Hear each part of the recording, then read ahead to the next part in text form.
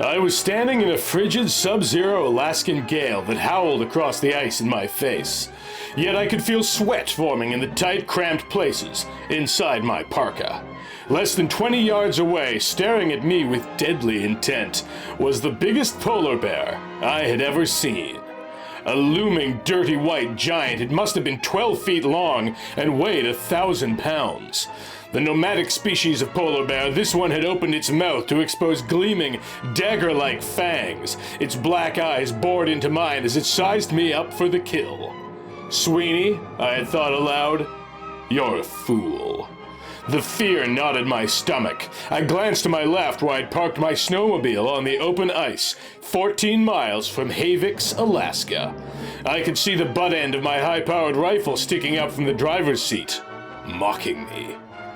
The distance to the carbine was 100 yards. By stupidly becoming separated from my weapon, I'd vastly increased my chances of becoming a dead man. The polar bear stood there for a moment longer, breathing urgently, flanks quivering. Its great white head was lowered like a battering ram. I knew polar bears didn't normally attack men, and I had just enough time to think that maybe the huge creature wouldn't come for me after all. Then the polar bear let out a deep, growling sound and came at me. It wasn't exactly graceful, and it wasn't exactly fast. I had a split second to suck in my breath, calculate the spot where the huge beast would pass, and heave myself out of the way. Hurtling in opposite directions, the polar bear and I brushed against each other. Even that nudging blow had a powerful impact, and I knew that I'd have been crushed if I'd landed beneath it. I rolled on the ice, gasping, my lungs spilling a heavy, opaque vapor into the cold air around me. Damn, I cursed. Damn. Damn. The polar bear, recovering balance, turned to come at me again. It must have been a damned fool idea I had then, but it was the only thing that came to mind. I tucked my head into my arms and curled up into a ball fetus-like on the ice, playing dead. I didn't dare look up. The bear was sniffing at my body. In a corner of my vision, I glimpsed one of the creature's jagged-edged claws poking at me tentatively. Maybe if I'd let the huge beast sniff and paw around me for a few seconds, it would lose interest and saunter away. But fear got the best of me. So I leapt to my feet and started running. Only started. Behind me, the polar bear's right front paw lashed out. It caught me low on the back at the kidney, and it was like being hit by a pile driver. The pain burned across my back. I stumbled, feeling the sudden cold against my skin, where a large fragment of my parka had been ripped away. But I didn't fall. The huge creature had thrown itself off balance for just an instant, and in that interval, hobbled across the ice, collapsed against the snowmobile, and got my gloved hands around the stock of my rifle. I yanked the weapon free and spun around to see the bear charging me. I fired. The weapon kicked in my hands, and in the cold open air, the gunshots were surprisingly not very loud. I was sure I saw a red spot open up, high on the polar bear's shoulder. Then the powerful lunging animal collided with me, and nothing made sense for a long time after that. The interior of the medical clinic at Havix, Alaska, was a maze of septic odors, tinkling sounds, and ceiling lights that spun around me like planets thrown out of orbit. Havix isn't much of a town, population 380. A hamlet of trappers and fishermen until the early 1970s, when they discovered oil on the Alaskan North Slope. Because it nudges against the Arctic Ocean, Havix is one of the northernmost towns in the United States. Its medical facility isn't much. The clinic was actually a Quonset hut, flown up inside one of the C-130s, which had also carried the oil derricks up. The town's doctor was also its mayor, 50-year-old John Kelly, and he didn't have much help. So I figured I was lucky to be staring up at my friend Deke Hammerman's craggy, stubble-bearded, twisted-up features. "Hi, how are you feeling?" he said. "I hurt like hell," I said. "The oil company helicopter spotted you pretty much by accident, Tom. Wasn't for that, you'd have frozen to death out on that ice floe." "I was attacked by a polar bear." Deke's gaze dropped. He couldn't look me in the eye. "We'll talk about it later," he said. "Deke, I'm not crazy. I was attacked by a polar bear, and that's the truth." Sure, Deke said. Angry at his reaction, I propped myself up in bed, trying to clear the cobwebs from my brain, and Doc John Kelly walked in. Thin and bespectacled, his friendly face was grinning. He slapped me on the back, right where the massive bear's paw had struck, and to my astonishment I felt nothing except a vague, tingling numbness. I used a new anesthetic on you, the doc explained. Stearic inoculation fluid, or SIF. It erases all pain in the area of the wound. I gave you 30 cc's. 100 would have knocked you into a coma. That's why you're having trouble getting your thoughts together. So they didn't believe me. I'd been assaulted by a polar bear, and nobody believed me. But damn it, I was getting things together. Right then, I even knew the date. March 15th, 1974. I remembered who I was, Tom Sweeney, age 34, unmarried, originally from Ardmore, Oklahoma, by way of Vietnam and other places.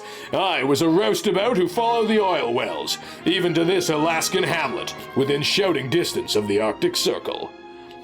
Things didn't improve in the pre-dawn hours of the following morning when I woke again, and still was in pain, even in the area numbed by anesthetic. Deke was there.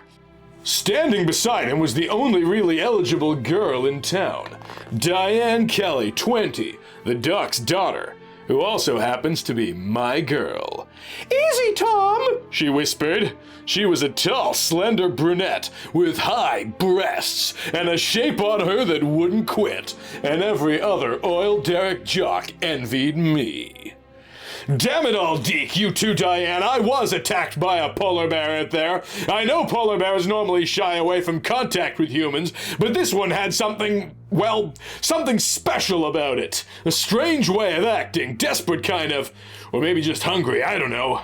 But I'm not lying. The bear rushed me and I hit it with a .30 caliber shot that may have gotten a lung, and if you don't believe me, you'll find its carcass out on the ice.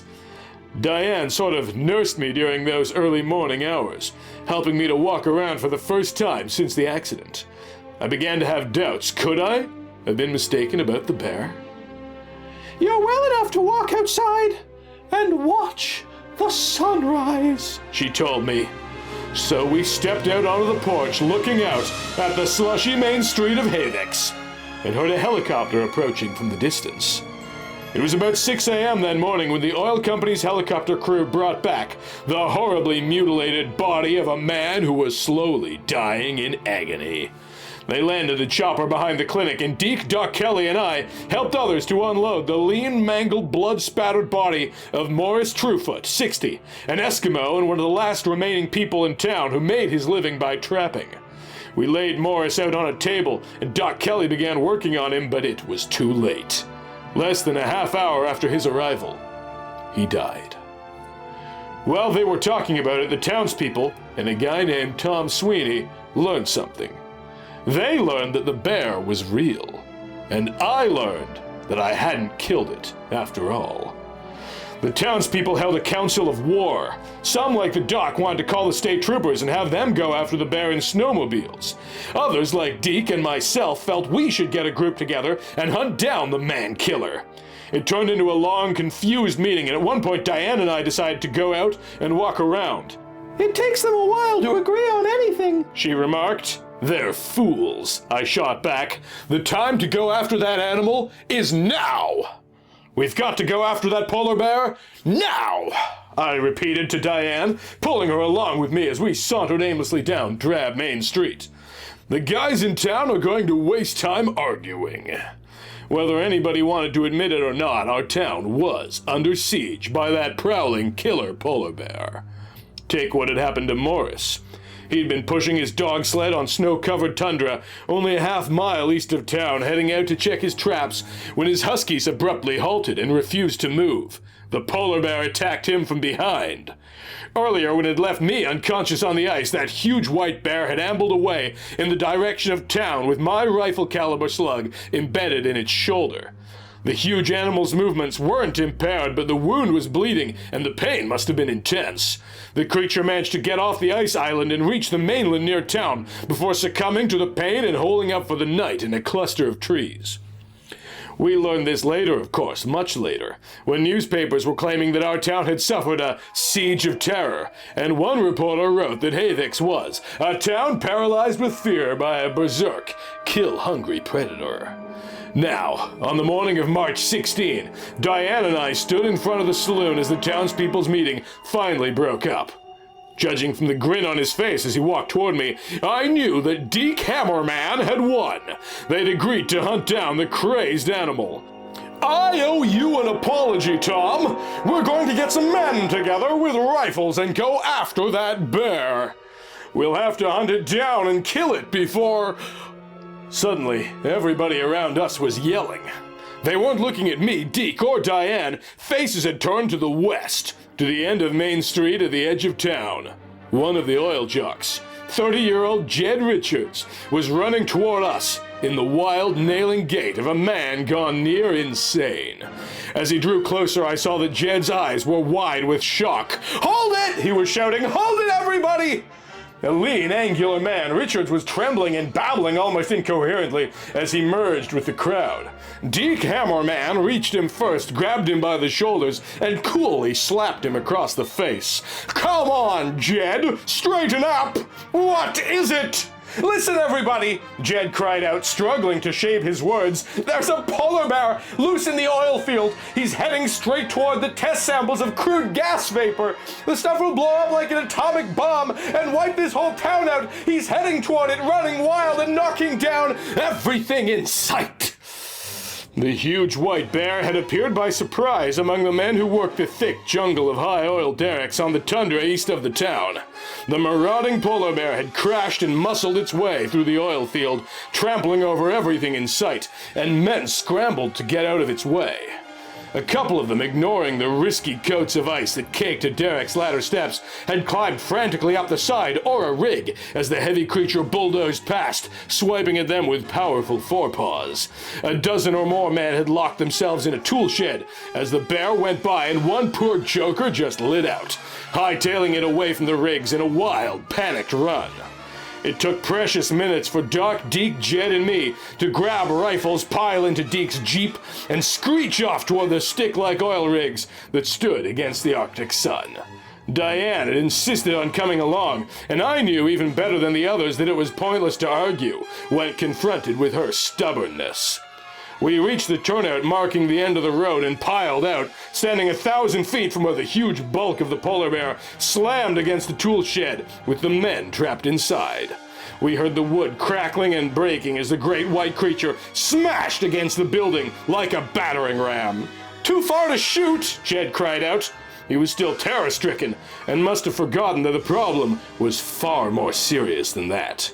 The Arctic wind washed into his face and his voice was muffled. "We can't shoot anyway!" Deke cried, staring across the tundra. "We'll blow the town sky high!" It was weird seeing the bear slam its heavy paw into the side of the tool shed and hearing the impact seconds later. The wind was playing tricks. Through a window, we saw the faces of the men, trapped. Normal crude oil isn't even inflammable, let alone explosive. It's just a thick, dark gel. But the 50-gallon drums scattered around the tool shed didn't contain normal crude. As part of an experiment aimed at developing a low-cost home heating fuel, the company's answer to the energy crisis, our guys had brought in some of the low-density oil derivative found at shallow depths above the major subterranean deposits. This stuff condensed on contact with air. The test-sampled drums had unpredictable quantities of explosive vapor inside, and a rifle bullet or even a spark from the bear's claws would touch it off. For a moment, I was hopeful that the bear would voluntarily break off its siege of the men in the tool shed. There was a deafening crash when the great, proud animal turned and bowled its way through stacked gear and tarp-covered machinery, but the creature turned again, returning to the men in the shed.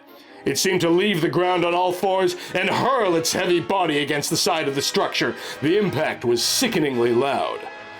"The bear'll break through the wall in just a second! Those guys are dead!" Despite the risk, Doc Kelly dropped to his knees and braced his rifle. He knew the danger, but he must have felt desperate to do something, anything, for those men trapped inside. But I threw my arm out and knocked his rifle barrel away. "Not that way, Doc." Tom, that shed will fall apart any second. The bear will mangle those men. We can't risk a blast. I got another idea, Doc. Your medical kit. It's in the Jeep. Get it. I turned to Deke Hammerman, needing his attention, seeing that the bear was about to crash through. Deke was raising his rifle too, willing to risk a shot, willing to chance anything to save our buddies. We're not going to do it that way, I shouted, reaching into the first aid kit in Doc's hands, unraveling a roll of heavy adhesive bandage. We can't risk blowing up the whole town. Besides, that animal doesn't know what it's doing. Deke didn't understand. Nobody else did either. They watched, uncomprehending, as I pulled out the biggest syringe needle in Doc's kit, a foot-long 2,000cc job, and taped it to the front of my carbine like a bayonet. Tom, Diane pleaded. Those men, that bear. I'm going to rescue them. I don't get it. Nobody understands you, Tom. The anesthetic. The stuff the doc gave me when I was hurt. Stearic inoculation fluid, SIF. 100 cc's will knock a man out. I'm going to try to get 2,000 cc's into that bear. We heard a heavy creaking, then a crash, as the bear's forepaw smashed through the toolshed door, splintering it, and one of the men inside screamed. Doc Kelly loaded my bayonet syringe with SIF, while yelling at me through the howling wind, explaining all the reasons why it wouldn't work. I would have to hit a vein, I would have to depress the plunger. He wasn't even relieved when I threw away my ammo and jerry-rigged a wire arrangement that would enable me to plunge the syringe by pulling the trigger. Don't do this, Diane interrupted. It won't work. You'll... Her voice was already fading into the wind behind me. Slipping and sliding on the mushy tundra, I left them there and treaded heavily toward the shed, where the bear was pushing its way through the door jambs, shoving back the men inside. The bear must have sensed me approaching from behind. Abruptly, it turned away from the trapped men and shifted its weight in the shattered doorway of the shed, so that like the men, it was facing outside, toward me. I sidestepped around a row of the volatile oil barrels and started toward it more slowly, holding the carbine and bayonet out in front. The bear growled, squealed, and nailed out with its massive paws, but didn't venture out of the shed. The bear watched me, sinking back on its haunches, ready to spring.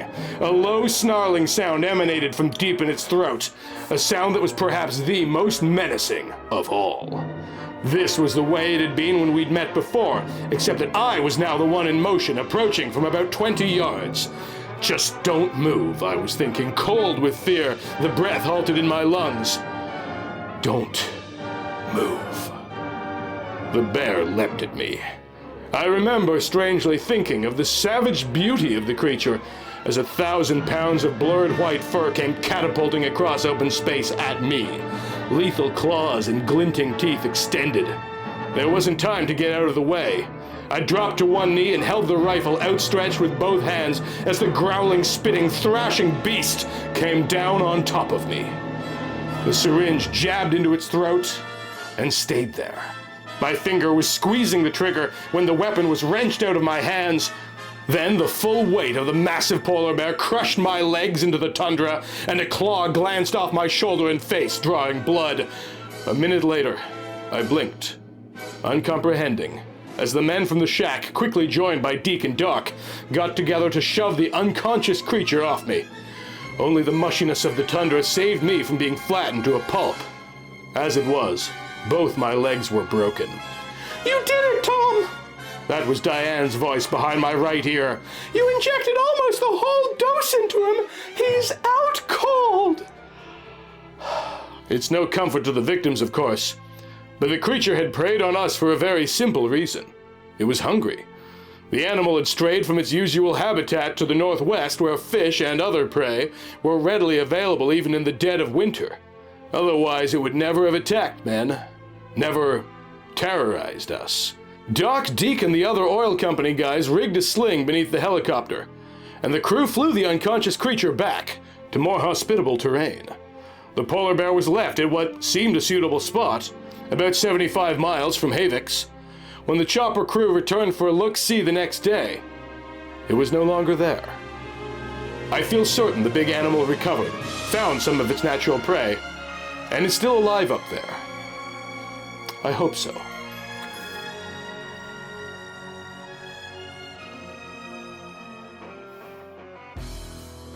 If you enjoyed this video, please mash that like button, smite that bell, maul that subscription button, and leave a hastily scrawled comment. And if you really enjoyed it, please consider supporting us on Patreon like all of these incredible people, particularly Michael Fattori, Zanazira, Break System BSE, and Zachary Snowden-Smith.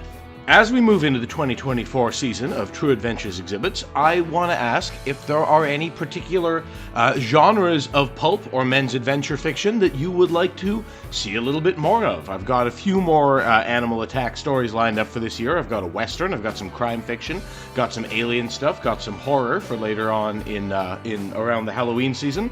But is there anything else that you would love to see on here? Please let me know in the comments. In the meantime, thank you for watching, and thanks for being you.